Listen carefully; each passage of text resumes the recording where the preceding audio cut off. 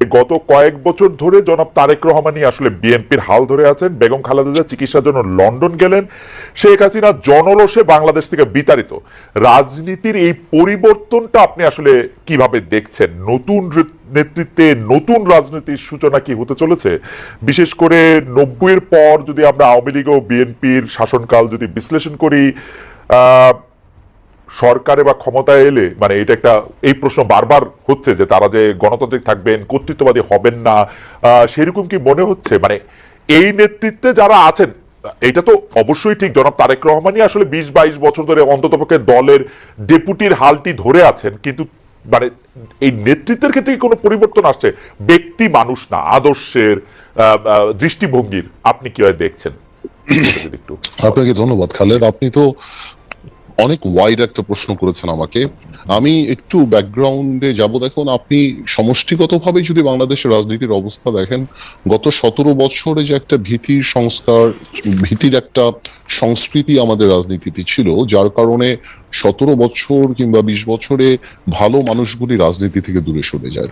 এই কারণে অফকোর্স একটা ভ্যাকুয়াম সৃষ্টি হয় রাজনীতিতে। কারণ 17 বছর আপনি জানেন, যে কোনো রাজনীতি করতে গেলেই একটা গুম খুনের একটা ধারণা ছিল, বা মানুষ রাজনীতিবিদদের উপরে কেন জানি এমন, মানে কেন জানি বলবো না, মানুষের যথেষ্ট রিজন ছিল রাজনীতিবিদদের থেকে দূরে সরে যাওয়া। এবং বলে না যে জোকাররা যখন পার্লামেন্টে যায়, তখন জোকাররা মেম্বার অফ পার্লামেন্ট হয় না, পার্লামেন্টটা সার্কাস হয়ে যায়। গত 3টা বছর, তিনটা টার্ম অনেকটা এরকমই একটা অবস্থান ছিল। তো এ কারণে, আর তারেক রহমান সাহেবকে নিয়ে আপনি যে কথাটা বললেন, উনি গত 10, 12, 15 বছরে যেভাবে বিএনপি কে বিদেশে বসে যেভাবে নেতৃত্ব দিয়েছেন এবং নিচ থেকে ওপর পর্যন্ত, সত্যি কথা বলতে উনি আওয়ামী লীগের মাথা খারাপ করে দিন। যে বাইরে থেকে সাংগঠনিকভাবে উনার যে নেতৃত্ব ছিল, ন্যাচুরালি বিএনপি ভাঙতে পারেনি, বিএনপি পথচ্যুত হয়নি বা অন্যদিকে যায়নি। তো সেই ক্ষেত্রে দলের মধ্যে, এবং আমি মনে করি সারা বাংলাদেশে, ওনার একটা আলাদা গ্রহণযোগ্যতা আসছে। এখন বিএনপি সামনের দিকে যদি ক্ষমতায় আসে, তাহলে বিএনপি কি করবে সেটা নির্ভর করে সত্যি কথা বলতে বিএনপির সমষ্টিগতভাবে বিএনপির মানসিকতার উপরে। বিকজ আপনার ডেমোক্রেসি তো অ্যাকচুয়ালি ইজ আ মাইন্ডসেট। আপনি আপনার বিরুদ্ধের কথাকে সুযোগ দিলে ডেমোক্রেসি থাকবে, আর সুযোগ যদি আপনি না দেন তাহলে ডেমোক্রেসি থাকবে না। তো এটা সম্পূর্ণরূপে একটা মাইন্ডসেটের ব্যাপার। এখন বিএনপি যদি ওনার কর্মকাণ্ডে বা বিএনপির কর্মকাণ্ডে যদি সেই রিসিপিয়েন্ট বা ওই রিসিভিং এন্ডে থাকতে পারে, বা ওই মানসিকতা থাকতে পারে, এবং এই 17 বছর এত কিছু দেখার পরে যে আপনার রাষ্ট্র পরিচালনায় ব্যর্থতা বা পতন, বা যেটা পতন বলবো না, আওয়ামী লীগের তো, যেটা আমি আপনাকে আনঅফিসিয়ালিও বলেছি, যে আওয়ামী লীগ এমন একটা রাজনৈতিক দল যার বাংলাদেশে শুধু রাজনৈতিক পতন হয় না, এই সামাজিক পতনও হয়েছে। যে এই ধরনের সামাজিক পতন আগে হয়নি। বিকজ আওয়ামী লীগের অবস্থানটা, আওয়ামী লীগের অ্যাট্রসিটিটা, আওয়ামী লীগের দুর্নীতি বা সবকিছু একটা হাউস ওয়াইফের কাছে, একটা সাধারণ শিশুর কাছেও চলে গিয়েছিল। এবং এই লাস্টে যে এই গণহত্যাগুলি, তো আমি সেটাই বলবো যে এখন তো আর নির্দিষ্ট শত্রু লাগবে না আমাদের পতনের জন্য। আমরা যদি আওয়ামী লীগ থেকে শিক্ষা না নেই, আমরা যদি ডেমোক্রেসি প্র্যাকটিস না করি, তাহলে অদৃশ্য শত্রু আমাদেরকে সেটা করে দিতে পারে। তো আমার মনে হয় ভবিষ্যৎ তো আমি বলতে পারবো না, এটা ঈশ্বরের উপর নির্ভর করে। আজকে পর্যন্ত আমি আমার জায়গা থেকে বিএনপির সাথে যতখানি কথা বলেছি, যতখানি রাজনীতি করছি, আমি যথেষ্ট অ্যাকোমোডেটিভ। এবং আপনি যদি ইদানিংও দেখেন, বিএনপির 31 দফা থেকে আরম্ভ করে অন্য সবকিছু, বিএনপি আমাদের সবার সাথেই কথা বলছে, সবার কাছ থেকে ড্রাফট নিচ্ছে, সবার কাছ থেকে উপদেশ নিচ্ছে, তারপর ওনার এটা বাস্তবে আসছে। তো আমি যথেষ্ট অ্যাকোমোডেটিভ নেচার বিএনপির দেখতে পাচ্ছি। সো ইনশাল্লাহ আমি প্রোগ্রেসিভ থিঙ্কিং, আমি মনে করি আর খারাপ কি হবে, ইনশাল্লাহ ভালোই হবে। পার্থ, আমি ভবিষ্যতের জায়গা থেকে এখন শুধু বর্তমানের পাটাতনে একটু আসতে চাই। আপনি জানেন যে 24-এ ছাত্ররা রাজনীতির গতিপথ, মানে ছাত্রদের নেতৃত্বে রাজনীতির গতিপথ যেভাবে পাল্টে গেছে বা পাল্টে দিয়েছে ছাত্ররা, সেখানে আপনারা যারা 53 বছরের বাংলাদেশ রাজনীতির দ্বিতীয় বা তৃতীয় প্রজন্ম, মানে আপনাকে যদি আমি বলি, তাদের রাজনৈতিক প্রাসঙ্গিকতা বা রাজনীতিটা কি আগের মতো আর আছে? আপনারা কি নতুন করে কোনো কিছু ভাবছেন?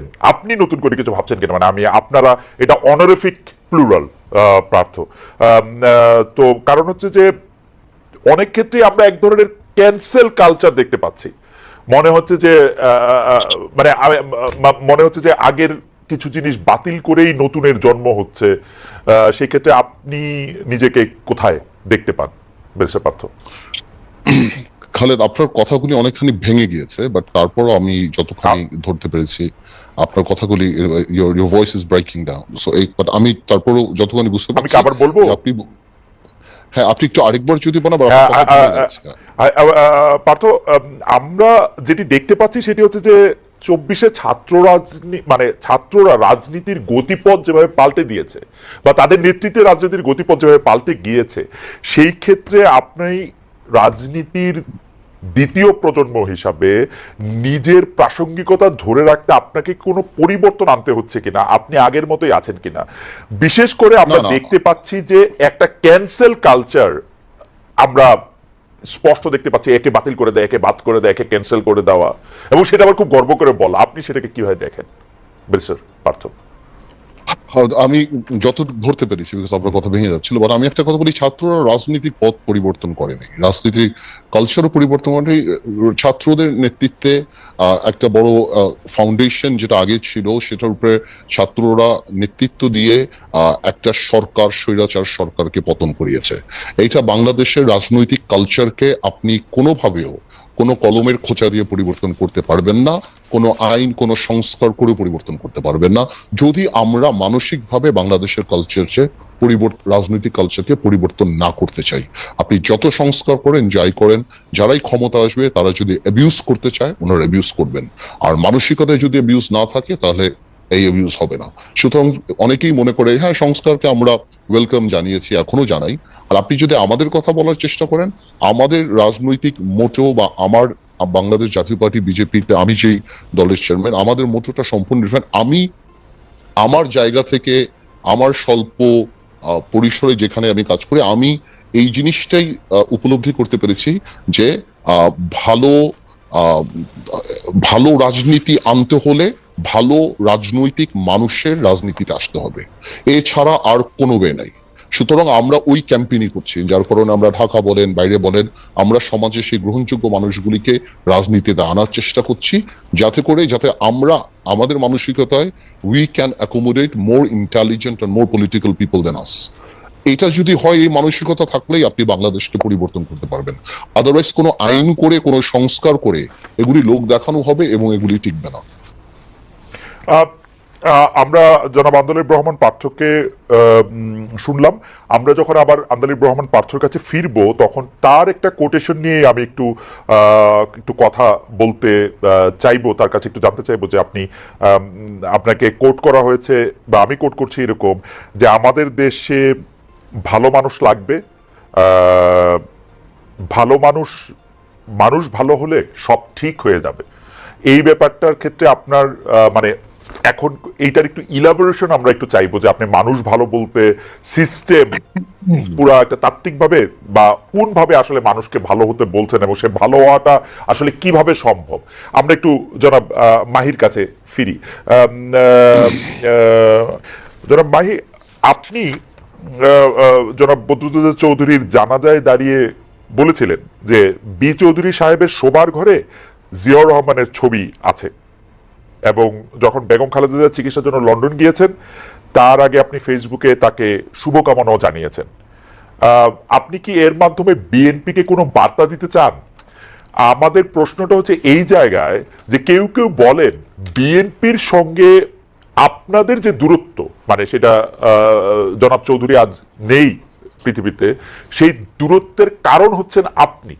আপনার সাথে জনাব তারেক রহমানের সরাসরি দ্বন্দ্বের কারণে বিকল্পধারা আর বিএনপি দু জায়গায় অবস্থান করতেছে। আপনি কি এটা নিয়ে কিছু বলবেন মাহি ভাই? না, আপনার পার্থর সাথে আলোচনাটা অত্যন্ত চমৎকার কিছু বিষয়ের আলোচনা হচ্ছিল, সেখানে কিছু বলতে পারলে একটু সুবিধা হতো। বা তারপর আপনি বলতে চাইলে বলতে পারেন মাহি ভাই। তারপর আমি আপনার প্রশ্নের আগে উত্তর দিয়ে নেই। জনাব তারেক রহমানের সাথে কোনো বিরোধ আমার কখনোই ছিল না, ব্যক্তিগত দ্বন্দ্বের কোনো প্রশ্নই ওঠে না। আমাদের একটা রাজনৈতিক একটা মত পার্থক্যের জায়গা ছিল, এবং সেই মত পার্থক্যের জায়গার পর আমি আবার একটু মনে করিয়ে দিচ্ছি, কারণ মানুষের সঙ্গে সময় ভুলে যায়। আমাদের কিন্তু 2004 বিকল্পধারা জন্মের পরে আমাদের 2008 যে নির্বাচন, সেটা আমরা বিকল্পধারা থেকে আলাদাভাবে অংশগ্রহণ করেছিলাম। পরবর্তীতে 2009 সাল থেকে কিন্তু আমরা বিএনপির সাথে যুগপৎ আন্দোলনের রাজপথে ছিলাম। আমরা একসাথে 2014 নির্বাচন বয়কট করেছি। 2018 নির্বাচনের আওয়ামী লীগের সাথে জোটবদ্ধ নির্বাচনের সিদ্ধান্তের আগ পর্যন্ত আমরা রাজপথে বিএনপির সাথে ছিলাম। ওদের দূরত্বের বিষয়টা ঠিক না। রাজনৈতিক মতপার্থক্য জায়গায় থাকতেই পারে। দ্বিতীয়ত, শহীদ রাষ্ট্রপতি জিয়া রহমান আমাদের কাছে রাজনীতির ঊর্ধ্বে একটা বিষয় বলে আমি সবসময় বলছি। আমরা বাংলাদেশের জাতীয়তাবাদের রাজনীতির কথা বলছি, এবং শহীদ রাষ্ট্রপতি জিয়া রহমান তার ছবি আমাদের বাসায় সারা জীবনই ছিল, সবসময় ছিল। আমরা রাজনীতির অনেক ঊর্ধ্বে মনে করি তাকে। আর বেগম দেশনেত্রী বেগম খালেদা জিয়া দেশের বাইরে যাওয়ার আগে এবার আমি যেই ফেসবুক পোস্ট দিয়েছি সেটার সাথে রাজনীতির কোনো বিন্দু মাত্র সম্পর্ক নেই।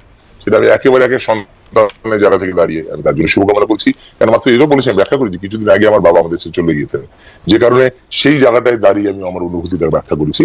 এবং আমার ফেসবুক পোস্টে একটু ক্লিয়ারলি দেখবে সেখানে এটাও বলেছি যে রাজনীতি আমাদেরকে দূরে সরিয়ে রাখতেই পারে। সো আমি এখানে কোনো রাজনৈতিক কোনো বক্তব্য দেওয়ার জন্য, বিএনপিকে কোনো মেসেজ দেওয়ার জন্য সেটা আমি করিনি, তাহলে আমি জিনিসটা বলতাম না। আমি বলেছি রাজনীতি আমাদের দূরে সরিয়ে রাখতেই পারে, কিন্তু তারপরও এবং খালেদা জিয়ার সুস্বাস্থ্য, তার আরোগ্য কামনা করছি আমি, because I do feel that it was the right thing to do. এবং সেই জন্যই আমি জিনিসটা করছি। এখানে আমি রাজনীতিকে আনতেই চাইনি, সেটা কোনো রাজনীতির কোনো সম্পর্কই নাই। যেন পার্থর সাথে যে আলোচনা হচ্ছিল সেখানে আমি একটু ভিন্নভাবে আসলে ব্যাখ্যা করতে চাই যে অত্যন্ত গুরুত্বপূর্ণ একটা বিষয় এখানে ছিল। আমরা যখন এই 24-এর যে অভ্যুত্থানটা আমরা দেখলাম, যে বিপ্লবটা আমরা দেখলাম, এটা শুরু কিন্তু ছিল একটা কোটা আন্দোলনের মধ্যে দিয়ে, এবং শেষ পর্যন্ত সারা বাংলাদেশের মানুষ, বিশেষ করে প্রজন্ম যখন এটার সাথে কানেক্ট করলো, তাদের মধ্যে 1% কিন্তু আসলে সরকারি চাকরির দাবিদার নয়। তাহলে কানেক্টটা করলো কোথায়? এখানে অত্যন্ত যে জিনিসটাকে আমার মনে আলোচনা বারবার আমরা ভুলে যাচ্ছি, এখানে মূল শব্দটা কিন্তু ছিল বৈষম্য মুক্ত বাংলাদেশ চাই। এই জায়গায় কিন্তু প্রজন্ম কানেক্ট করেছে। এটা শুধুমাত্র সরকারি চাকরির যারা দাবিদার নয়, তারাও কিন্তু বৈষম্য শিকার। এবং আপনি যদি দেখেন, অর্থনৈতিক বৈষম্যের শিকার, সামাজিক বৈষম্যের শিকার, রাজনৈতিক বৈষম্যের শিকার। তো আমি এটা এভাবে দেখি যে প্রজন্মের যে আকাঙ্ক্ষা, প্রজন্মের যে চাহিদা, চেতনা শব্দটা আমার কাছে খুব ভয় লাগে। বিকজ আমরা চেতনাকে একাডেমিক করে ফেলেছি, যে আপনি রাষ্ট্রবিজ্ঞানে পিএইচডি না হলে চেতনা নিয়ে আলোচনা করা যায় না। সবকিছু 71-এর চেতনা নিয়ে এত কঠিন কঠিন বই টই লিখে ঠিক আমরা সাধারণ মানুষকে আর চেতনার সাথে কানেক্ট করতে পারি না। আপনি যদি জেনারেশনাল যেই আকাঙ্ক্ষা, অ্যাসপিরেশন দেখেন, 52 ভাষা আন্দোলনের পরে একটা জেনারেশন অ্যাসপিরেশন ছিল জাতি গঠনের, এবং তারপরে 71-এর প্রজন্মের আকাঙ্ক্ষা ছিল স্বাধীনতা।